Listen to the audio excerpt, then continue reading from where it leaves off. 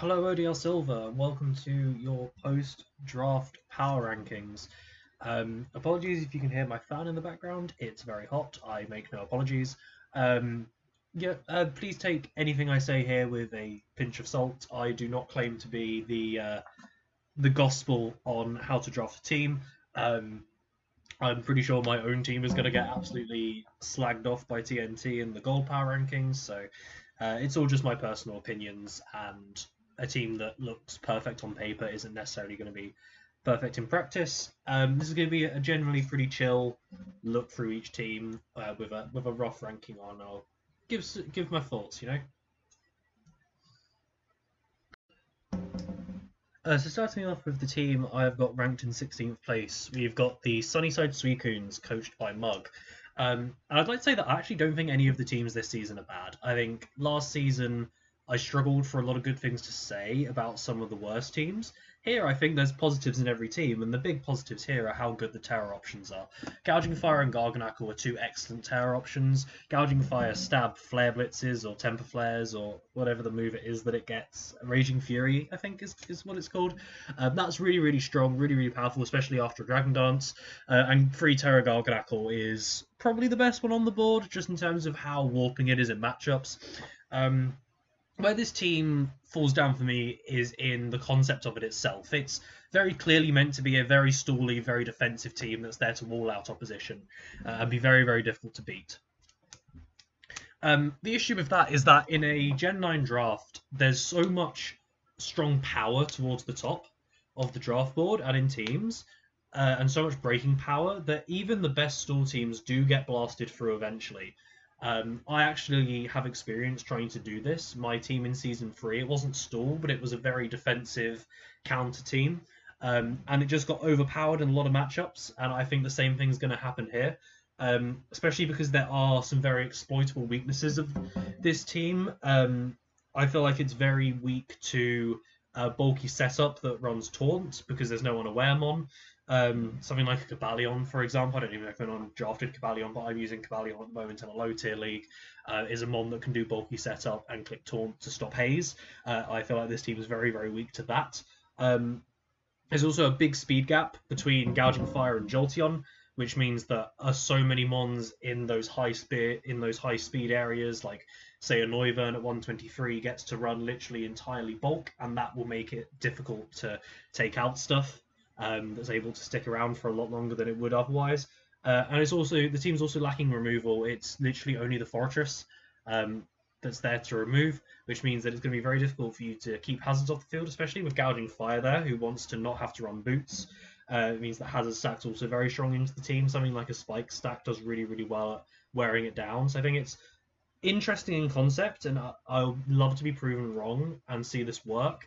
I just think it gets overpowered in the current generation, and it's got a couple of very exploitable weaknesses. In 15th place, I've got the Blooming Bulbs, coached by Gluak or Ashio, as they've been going by in the server. My main issue in this one comes down to the speed profile of the team. That Deoxys speed's obviously incredibly, incredibly fast, but then the next fastest mon after that is the Palathin.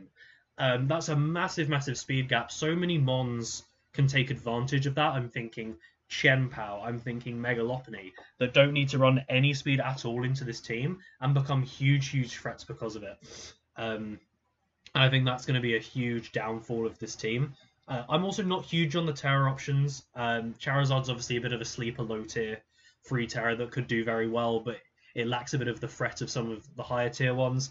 And I'm not personally huge on Zygarde 50% as the Terra Captain, especially as a stab Terra Captain at least, because that one's never been about its raw power. Like, you make choice banded sets better, yes, but I don't think that's where Zygarde is at its best. It's at its best as a bulky setup mon, and having the stab Terra doesn't massively help it there. Obviously, there's lots of great threats here. Palathin's always great, and Jet Punch does make up for the lack of speed a little bit. It doesn't make up for the ability of people to run very bulky spreads, though. Terrapagos is obviously always a threat as well, but a lack of hazard removal on the team and a lack of any hazards as well outside of, I think Togegudmara can spike, and Dio can obviously spike and Stealth Rock. The lack of removal really hurts, especially if that Charizard has come to a game and not Terra Jet. That's 50%. You're automatically breaking Shell on Terrapagos unless you're running Boots, which is a hindrance because you want to be able to run, say, Specs or Leftovers on the Carmine set and stuff like that. Palafin's got to take 2 sets of hazards to come in potentially so that you can get into its hero form. I think you're going to get worn down a lot by that. That being said, the regen core is very stupid. Amoonguss plus Slowbro together is obviously very, very good. I'm not sure if regular Slowbro is actually taken by anyone. If so, why is that Mega Slowbro not a Slowbro? Just because the item slot does make a big difference. Yeah, there's that. I think the variety of how you can run stuff is really, really strong here between the top 3 with the regen core to back it up. I just think the speed tiers and the lack of removal are incredibly exploitable, which knocks it down to the bottom for me. In 14th place, we've got the Venezuelan Victinis, coached by Dan Man with Dan Plan. I don't hate this team at all. I think the main thing that to hold against it is I think it lacks a little bit of immediate damage output. Between the King Gambit, the Mega Glade, and the Volcarona, there's a lot of mons that want to set up before they do anything. I think that lack of having a big breaker is going to make it very difficult to break through some teams in the league. Especially, say, Mog's one next door to it. I think this kind of team really struggles to beat that kind of team, just because there's a big lack of immediate output. You've basically only got Toxtricity and Crawdon, and kind of Archeops as well, as your big immediate breakers, and they're more of your low tiers. I think the team would have benefited a lot from having a higher tier breaker. So there's that. I think the Terra options are nice. I think Stab Terra King Gambit is cool. Even if you kind of want to keep your steel typing on this team because there's not another steel. And you kind of want to keep your dark typing because there's not enough dark as well. Well, other than Crawdon, but you're not going to bring Crawdon to every game. And free Terra Toxtricity is something I was looking at myself. I think it's a really strong Terra Captain for 10 points. The speed tiers are also not perfect. The team is a tiny bit slow, especially because the Mega Glade obviously can't run a Scarf.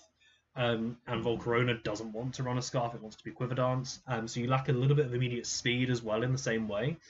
And I don't think the offense is perfectly synergistic in terms of like Mega Glade and King Gambit both struggle with fairies. Volcarona, there's not like Volcarona isn't then a fairy killer. You're very reliant on the Toxtricity to do that part of it, which isn't necessarily a bad thing. But then with your steel also not resisting fairy, I think fairy types can end up being a problem. I also feel like it relies on Clef a lot to hold the team together and move between pieces, which I think can be exploited against certain teams. So there's that. I think what it does have though is the ability to very easily run away with games if people aren't careful against them in prep, because there's so many different setup threats to worry about. I just think if people prep well with the right bulk and the right offense, I think it can be exploited quite easily. In 13th place, I've got the Santa Fe Stallers, coached by RJ. My immediate thought when I looked at this was it was very Gen 5, not in necessarily a bad way, in the sense that you've got the Double Dragon and the Polytoad Rain, which is interesting. I'd very much like to see it work, so I think it's a bit of a throwback. But I do think it has its difficulties. The Double Dragon is obviously not inherently terrible. They don't share weaknesses. But they do both get walled out by a lot of steel types, especially like the steel flyings that resist body press from Arcaladon. I think it's very, very difficult for this team to break some of them. So you've got that. The immediate thing I looked at with this team is I think this team becomes so much better if you make Arcaladon the free Terra Captain. It's a really, really good one, first off, and it really alleviates that issue of having the Double Dragon and having that overlap with the Bolt, because you can run stuff like Terra Blast, you can have a different defensive typing to help take stuff on, and you differentiate more between those mons, especially because Sceptile, as a free Terramon, I've just realised I've labelled the colours the wrong way around on this. Sceptile is the free Terra, not the Stab Terra. Sceptile is the free Terra. At least I think it's the free Terra. I might be wrong on that. Point being, I think if you make Basculegion the Stab Terra and the Arcaladon the free Terra, I think it makes the team a lot better.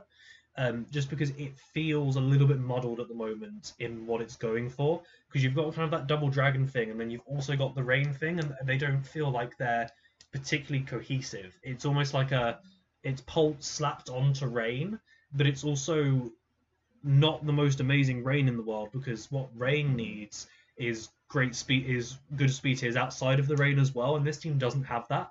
The Sceptile ends up plugging, it's like a 40-point speed gap from the Pult down to the Pheasantipity, and then from there to, I think, Basculegion. So there's big speed gaps going on in the team that I'm not huge on. I also think it's very physical between Basculegion and Swampert and stuff like that. So I feel like that kind of limits your flexibility with Pult. You're kind of leaning into being special Pult most matchups, which isn't necessarily a terrible thing, but it does limit Pult's abilities. There's also absolutely no removal apart from Emolga. Yes, Ferrothorns are great hazard control mon, but if you can't keep those hazards off, you are going to get worn down. In top place, I've gone for the Pittsburgh Pets, coached by Empoleon Legion, who replaced Bill right before the end of the draft. So this team was basically entirely made in Grace, hence why there's not many top tier options in it. I think it's a decent team overall.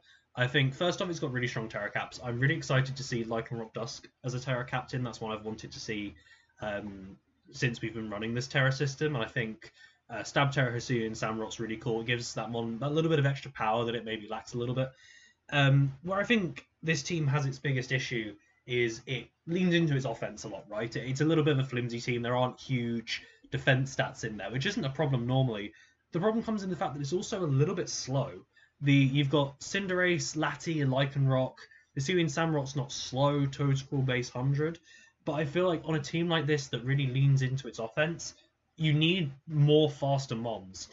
There was a Valiant. I will say that there was a Valiant on this team originally. Was there a Valiant? There was something that got dropped for Mega Mawile. And yeah, I get it if you really want to use Mega Mawile. Who am I to stop you? But I think taking a really fast mon out of the team and putting in Mega Mawile does kind of hurt the functionality of it overall. Because yes, you've got Sucker Punch as an option, but it feels like a team that really leans into its offense whilst not quite having the elite speed to really make that playstyle work to its fullest extent. And I feel like in a lot of matchups, this is just going to get overpowered quite easily. I would love to be proven wrong on that though. Because there's strong hazard control here between a defogging Lati, the Hisuian Samurott spikes, Toedscruel spin, Cinderace court change. There's loads of great options for controlling the game, except for the fact that you don't have those speeds to control the game. I feel like maybe something like the Braviary or the Reveroon could become something faster. I think you just need one more mon above 100 to help out with the speed tiers. In 11th, I've got Los Flamingos, coached by Papez. And this is a really interesting type of team. It's based entirely around Shedtail. So Cyclozar is the round one, and a lot of mons that really take advantage of Shedtail between Melmetal, Urshifu, the Petront as well, if you want to run one of those sets. Something like Carmine Primarina really benefits from it as well.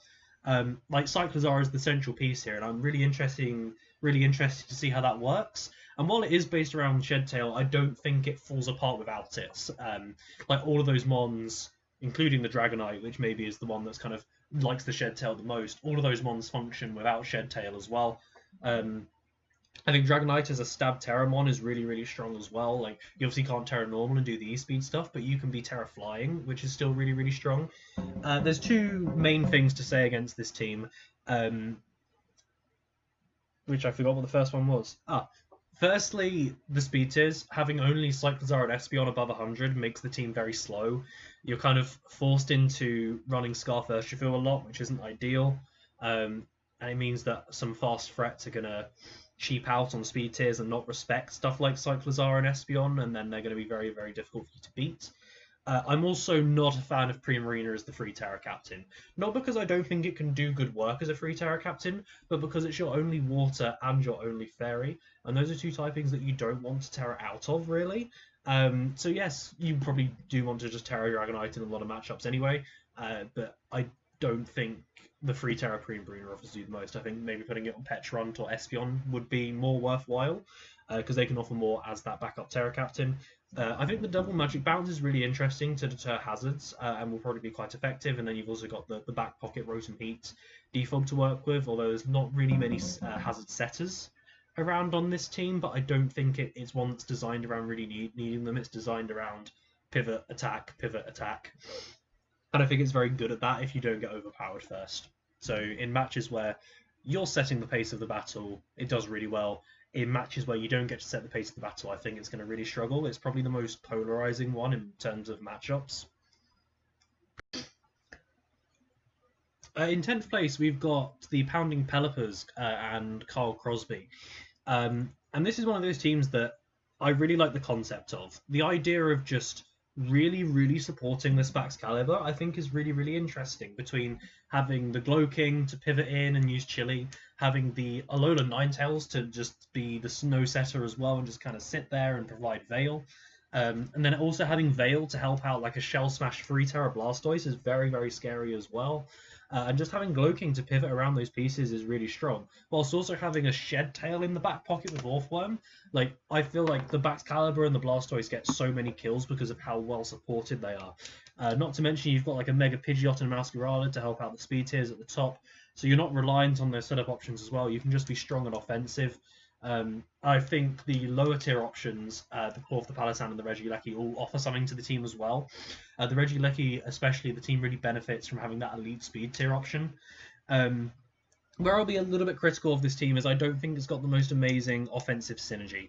I think it will get walled by a lot of good steel types. I think if maybe the Pidgeot was maybe something like a fire type or ground type, something like that was maybe a bit more threatening towards steel types, I think that would help out a bit because Baxcalibur's mainly going to get checked by steel types, Mega Pidgeot's going to mainly get checked by steel types, Masquerada's going to get checked by a lot of steel types as well. But again, there's a lot of strength in those mons anyway, so you can kind of blast through a lot of them. I actually think the big weakness of the team is the lack of removal. I think it could really use an extra remover. On the team. You obviously got like Spin and Lecky, Pidgeot can defog, I think Cloth can spin as well. Like, you have options, but I think it could use a much more consistent one to help out the Ninetales, to help out the Baxcalibur, to help out the Mega Pidgeot. When you've got those three big rocks weaknesses, you want a really good remover to support them, and that's mainly what the team's lacking. But I think in terms of the simple power and overpowering people, this team is one of the best that's on the board. In 9th place, as we reach the halfway point, we've got Blabus's New York Nosepass. I hope I have said that correctly.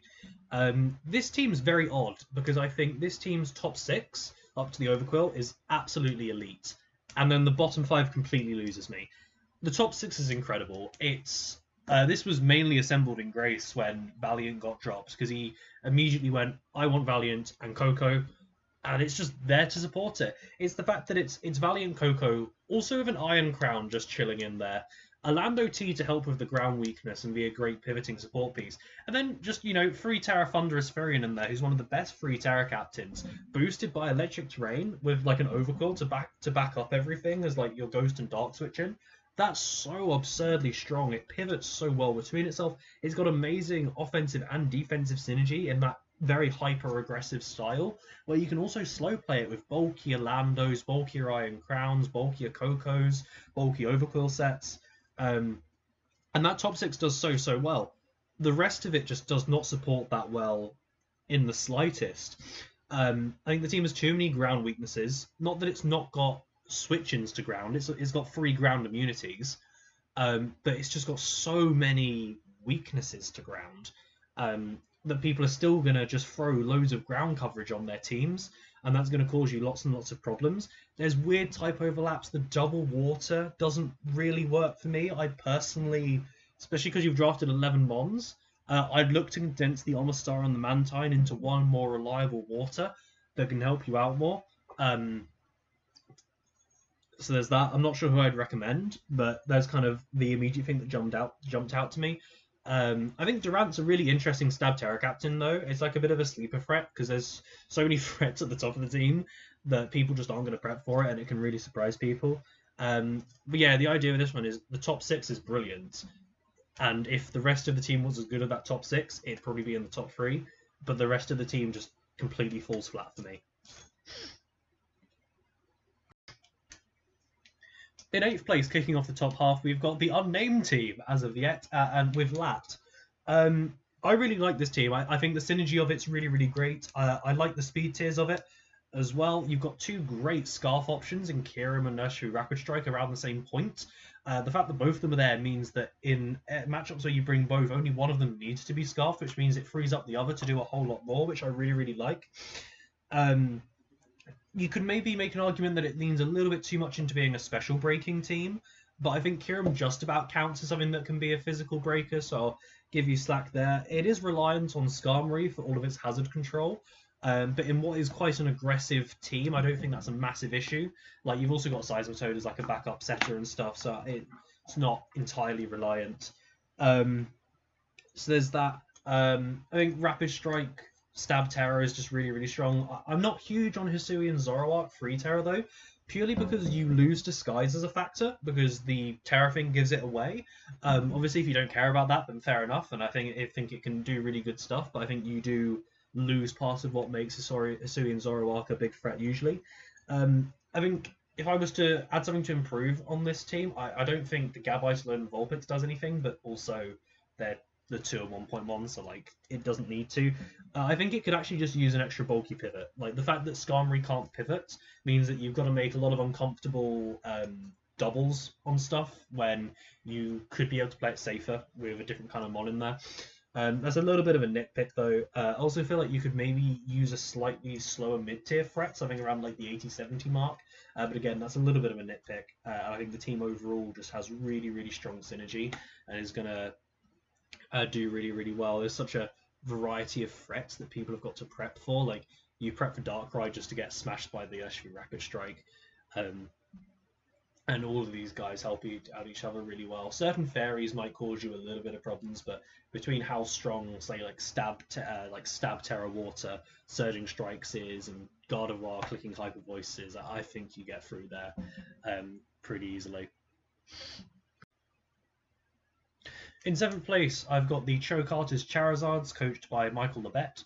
I'm a big fan of this, not just because I had Chien-Pao Go last season, I swear, but the team overall has excellent offensive synergy. Had like Mega Dancy, Glamora, and then the Ogre-Bon Halflame to just bonk every steel type is just excellent. And the defensive coverage is also great, again, between Golden Go and having like Gastron and stuff. It's a very offensive team, a lot of kind of bulky-ish offense that does really well between each other, while having like the pivoting options as well. If there's one thing to nitpick, it's all to do with those bottom 2 picks. I don't think the Hail Core offers you much. I think it's very situational. Both Abomasnow and Alolan Sandslash have to come for it to work, so then you're taking 2 slots off the team that could be used for the other bigger threats, or other checks that you need for stuff, and I don't think you're ever going to bring it. At the same time, I feel like the team could use another Ghost Resist, because relying on Chien-Pao to do that isn't ideal. So I also think you could use another remover, because just having Defog on Noivern and Mortal Spin Glamora feels a little bit limiting. Those are mons where you don't necessarily want to run removal.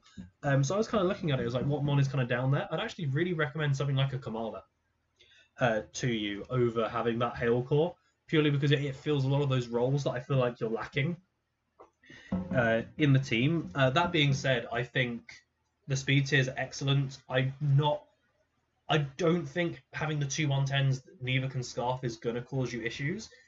I think someone else would say it could. I don't think it will, because you've got stuff that's faster, like 2 mons that are faster, and the speed tiers are all covered very, very well. I think this T-Spike threat with this team is really strong as well, because of how much it kind of keeps up the offensive pressure on you. It's going to be very difficult for people to get rid of those T-Spikes from Glamora, and they're going to do a lot of really good work. And things. Oh, and terror options. 2 excellent terror options. Oh my god, I had Noivern on that team as well. It is literally just my team from last season. But Free Terror Noivern is really, really great. And Stab Terror Golden Go is definitely your best option there. It's not a mon that I Stab Terror very often, but Free Terror Noivern is a mon that you bring in Terror most weeks anyway. So yeah, so there's that. But I think I really like this team overall. In sixth place, I've got the game caller Goodra, coached by Kenny Bott. I think the immediate thing that jumps out here is the two Terra captains. Stab Terra Ogre Waters, probably the best Stab Terra captain on the board. Just incredibly strong. That Spadef boost makes it so difficult to kill. And Free Terra Ceruledge is such a big threat with those weak armor sets. Being able to bulk up and do stuff like that and then get all its health back with Bitterblade. Really, really strong. And the team just has so many strong threats in general. There's an Ursaluna Blood Moon on there as well. And a Tornadus and a Jirachi. Lots of things that are really good at taking hits and also dishing out that damage. And that applies to the Ogerpon and the Ceruledge and the Tinkerton as well. It's a really strong, bulky offense kind of team. I mean, it maybe just lacks a tiny bit of natural recovery against slightly more offensive teams that Torn can't regen pivot that much health back on. You don't want to have to click Moonlight loads with Ursaluna. You don't want to have to rely on Jirachi to wish pass into stuff. It's a little bit of a nitpick though. I think the more glaring issue that holds it back from being in my top 5 is that in any situation where you Terra Ceruledge and you're not Flash Fire, which you want to be weak armor, so you get that speed boost, the team ends up a little bit fire weak because it means you can't Terra the Ogerpon, so you're neutral to fire, and then you actually don't have a resist across the whole team once the Ceruledge Terras. And I think that's something that teams could look to exploit, or is going to limit you in matchups because you won't want to Terra Ceruledge. But that's the only thing. For me, I also feel like the team's maybe a tiny bit slow overall. Like, all the speed tiers are covered really, really well, but Torn doesn't want to Scarf, and Ogerpon can't Scarf. So then, combined with the fact that those are actually the only two mons over base 100 speed, unless Morpeko is. I don't think it is, but it might be. It's a little bit slow overall, but I don't think that's a huge issue in this case because you've just got such strong threats in there.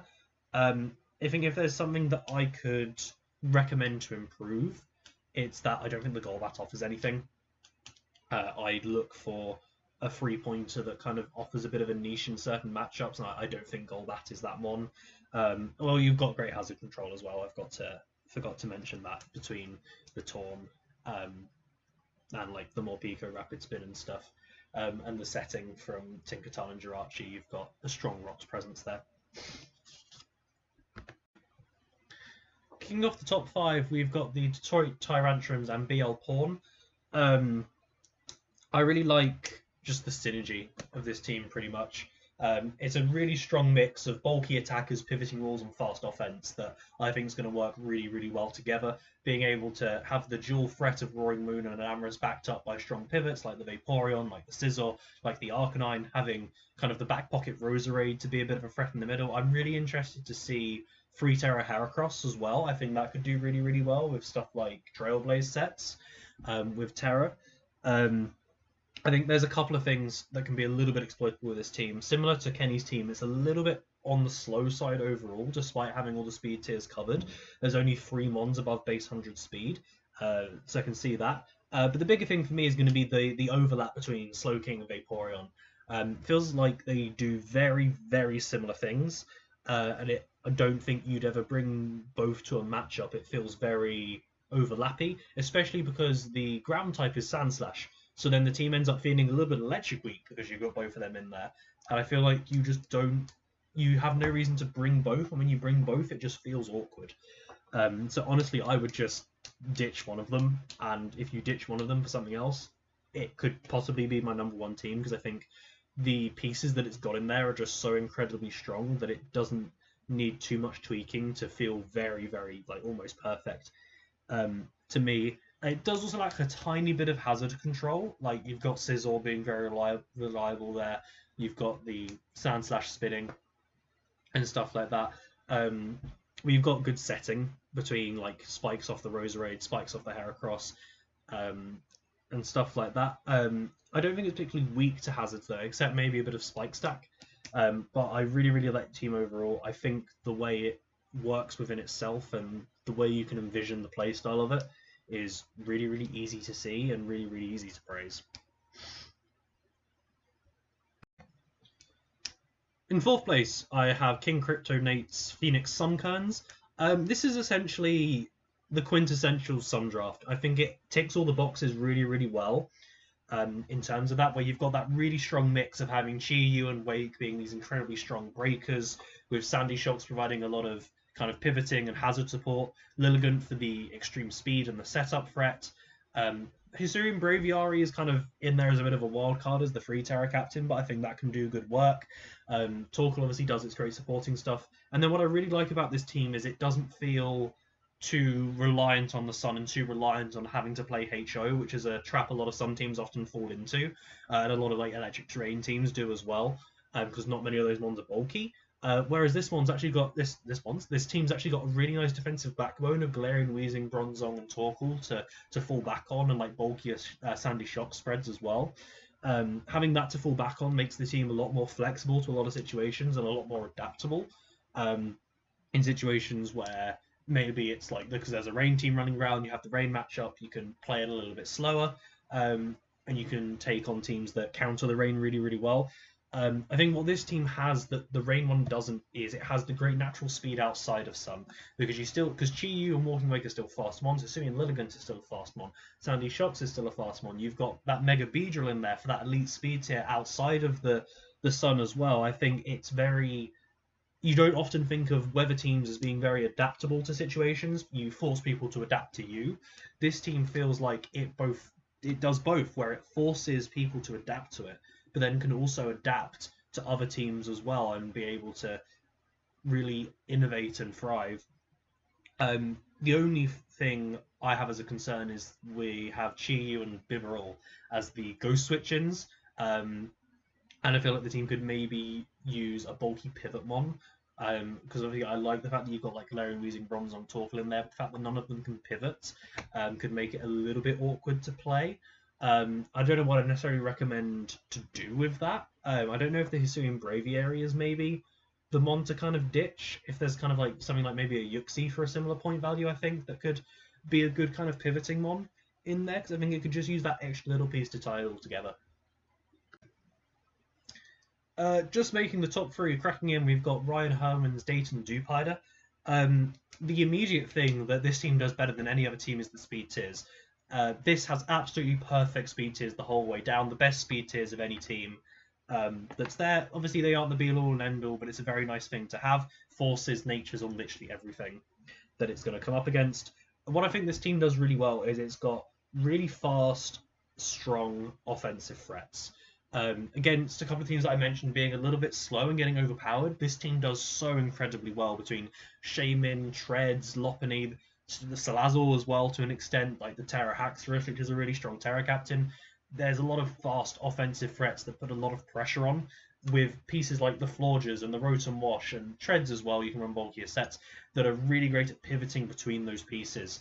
Like Umbreon as well with Baton Pass. So many ways to just pivot and position and move around. I think that's what this team does so incredibly well, is it's really, really good when you pilot it correctly in controlling the pace of the battle. It can play it slow, use stuff like Florges to Florges and Umbreon to Wish Pass, kind of pivot around with Treads, pivot around with the Rotom Wash, and then suddenly suddenly flicker switch and accelerate and attack with the Shaman and the Lopunny, or be like a nasty plot Rotom, or go for big earthquakes with Treads, or go for Dragon Dances with Haxorus. I feel like it's so good at playing the game at the pace of the coach and being able to accelerate and decelerate the progress of the game really effectively. And that is, I think, what I really look for in a team. It's the ability to control the situation, to force prep. You force covert cloaks with Shaman Sky, if nothing else. You force prep, you force options, you force people to have to think. And the variety of threats on this team means that so many different things, like I haven't even mentioned the Stab Terra Hooper, that I think just one-shots a load of stuff. Like there's so many options, you can surprise opponents, you can really dictate how the game is played. There's two little things I'd maybe point out. I mean, it's a little weak to very strong fighting types, purely because Florges doesn't have great physical defense. And it's also a little bit weak to very bulky psychics, just because there's no offensive ghosts. There's Hooper as the offensive ghost, but Hooper doesn't really appreciate taking on psychic types just because it dies to a Shadow Ball, which most of them get. And Umbreon obviously doesn't really threaten them, so I think you could maybe struggle into something like a Cresselia, but I don't think anyone's drafted Cresselia. No, someone has drafted Cresselia. It would maybe struggle in something like Cresselia. But then you've got like Salazzle sub-toxic shenanigans to get on with there. So I think there's outs to those situations as well. I think the removal options are good, and the setting is okay. Like Treads is a very reliable setter. You've got T-Spikes off Salazzle, I think, as well. Otherwise, there's not a massive amount of that there. I think Hazard option would be nice, but I think the synergy of the team just outweighs that completely. I really like the team.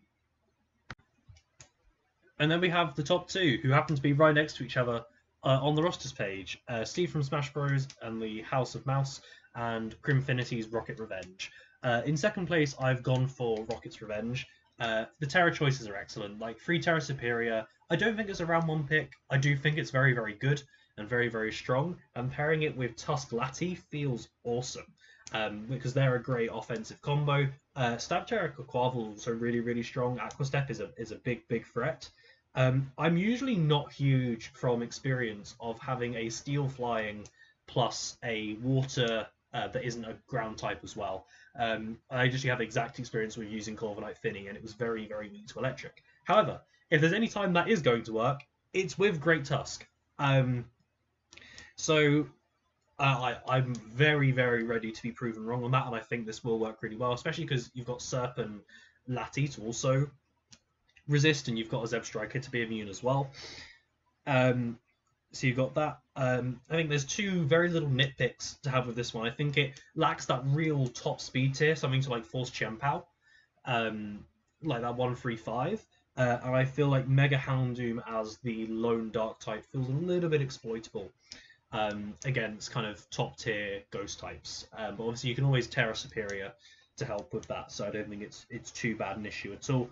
The removal is absolutely unbelievable, right? Like, why would you even bother setting hazards against this team? You've got Defog Finny, Defog Corv, Rapid Spin Tusk. You've got a Defog Lati if you really want it. Superior gets Defog. Quavel gets Spin. There's just removal everywhere. It's crazy. There's not a huge amount of setting, like it's just the Tusk, but Tusk is such a reliable setter that I think that's fine, to be honest. There's also T-Spike threat from Weezing, and the Ariados that's chilling down there if you want to bring that to a game. The only thing I noted down is specifically the Mandibuzz matchup isn't great, just because bulky flyings can be difficult for Tusk, and then Mandibuzz is also good into Lati, but there's ways through that on this team. For sure, I really, really like the synergy of it. I think it's got great options of being offensive, defensive, playing the game at different paces. And again, I really, really value that, and its ability to pivot between the Corv and the Finny and stuff like that is really, really, really strong. Like the ability of stuff like Lati to run loads of different sets, of Tusk to run loads of different sets, but Superior to have that little bit of variance just between being like Choice Scarf or being like Sub-Glare, stuff like that. That's really scary with 3 Terra. The ability of Quavel to be kind of more offensive, defensive, Zeb Striker is actually a really valuable option for 3 points on this team in terms of providing a lot of stuff that it was missing. So I really, really value the synergy, the variety, and how flexible it can be. Which means that our top team for this power rankings is the House of Mouse. Like you just look at this and it ticks every box. Well, not every box, but it's just so threatening overall. 2 best Terra captains in the league, I think. Overall, I think there's a lot of good choices. Like I think Crim for one has 2 great ones. There were some other teams that had great pairs as well. This is just incredible, though. Stab Terra Bundle is obviously incredibly strong. That actually wasn't legal last season. We made it legal this season because I think Bundle went undrafted in 2 of the divisions. So you wanted to see someone use Bundle, use it really well, and hopefully Steve will do that. It's obviously incredibly strong with Stab Terra, not only because you make the moves incredibly strong, but also because you can make it so the moves don't miss, which is a big thing for Bundle. Free Terra Mence is also incredibly strong. Its natural bulk combined with being able to be any type you want really, really helps Dragon Dance sets. It also makes defensive sets really viable. If you need a certain check to something, just say if you need a random fairy type, say it's a dragon that beats Screamtail really well, like a Dragapult, you could randomly be Terra Fairy Salamence and do something like that. I really, really value that. What this team also has is an incredibly strong defensive core with the Heatran, Gliscor, Screamtail. That's so difficult to break. Screamtail and Gliscor individually are so difficult to break just because of how bulky they are. Together, that is really terrifying. And then with a Heatran to like cover Gliscor's ice weakness, like it's so nice. Especially because the bundle Salamence resists the water attacks that get through Heatran Gliscor. Then there's also a Brambleghast. And stuff like that. I really like it. I'm not a huge personal fan of Bisharp, but I can appreciate how well it fits on this team. And then there's just casually a Sneasler as pick 6 in there somehow. And what that Sneasler offers is another elite speed tier with the Unburden option. Because what this team has is literally perfect speed tiers. Although you are relying on Screamtail for that, which isn't optimal, but on paper you still force all those speeds, which is really strong. And if people don't respect Screamtail, I think you can catch them out on that. The hazard control's also really strong. Like Gliscor's just excellent at doing that, and then having Heatran and Screamtail as rockers as well is just really strong. You've got Brambleghast, who's a great like hazard mon as well because it spins and spikes and stuff. That's really strong. I think it's got such strong longevity and such strong offense with having the options to move between them really well. It's another team that is so good at playing the battle at the pace that it wants to. You can stall stuff out, play very defensively with the Gliscor, the Screamtail, the Heatran, and then suddenly you can flick a switch and the bundle's in and the Salamence is clicking Dragon Dance and the Sneasler's at a ridiculous speed stat and do that. I think the terrain option is also really fun for this as well. I think it's one of those where you'll probably bring that Pincurchin maximum like 3 times, but it's really funny to be able to both have Electric Seed, Sneasler, and get the Quark Drive boost on bundle, and I think it just adds an extra dimension to the team that if you want to get value out of your low tiers, right, and that Pincurchin really does add value to the team. So those are my power rankings overall. As I said at the start, please do take them with a grain of salt. I am not perfect, and there could very easily be things that I've missed in teams, and I could be completely wrong about them. And at the end of the day, it's how you use the team rather than the team that's there itself. So best of luck for the season, everyone.